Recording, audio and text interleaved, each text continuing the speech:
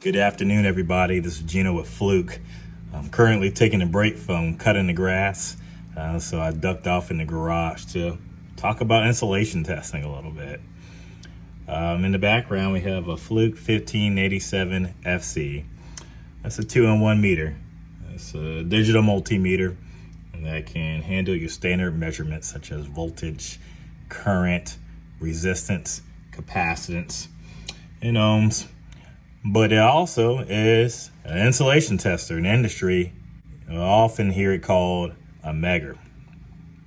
It has the capability to apply a voltage anywhere between 50 volts DC to 1,000 volts DC. And in return, it will give you the resistance. The max resistance it'll give you will be 2.2 giga-ohms, and if it's less than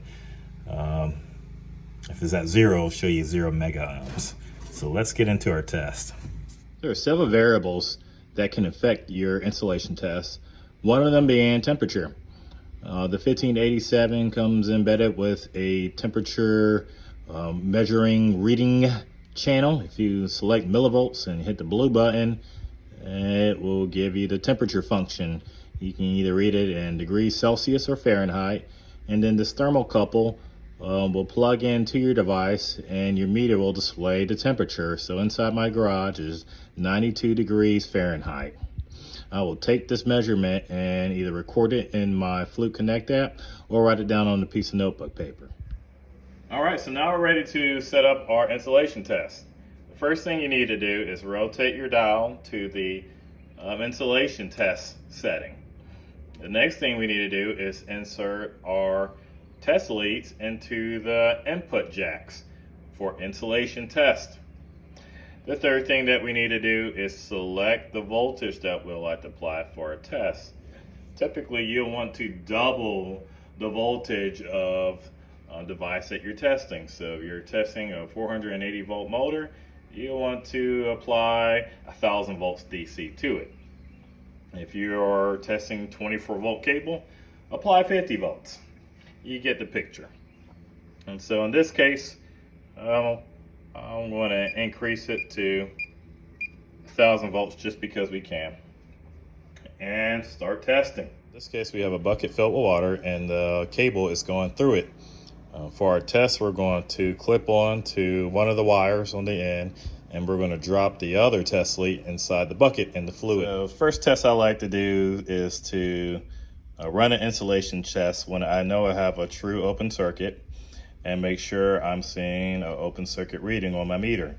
So to start the test, I'm going to click and hold the insulation test button. And it's going to read 2.2 giga-ohms with an applied voltage of 1,000 volts. And what actually was applied was 1,052 volts DC. So it's going to be close to 1,000 volts, but not exact, but it tells you the exact voltage that was applied. All right, we're set up for our insulation test. We have one wire, one test lead clipped on to one end of the wire. And on the second test lead, we're just going to dump it in the bucket.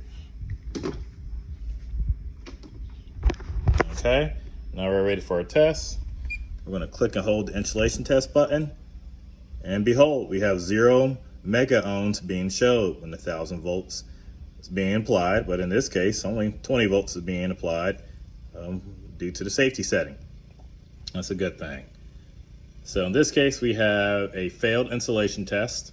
Our wire has a breakdown in insulation, and I'll show that to you in the next. The last reading that we captured showed a 0.0 mega-ohms, indicating a failed insulation test. If you look at the insulation of our wire, it is failed. So thanks for taking a look at the insulation test demo using the Fluke 1587. This is Gino with Fluke in South Carolina.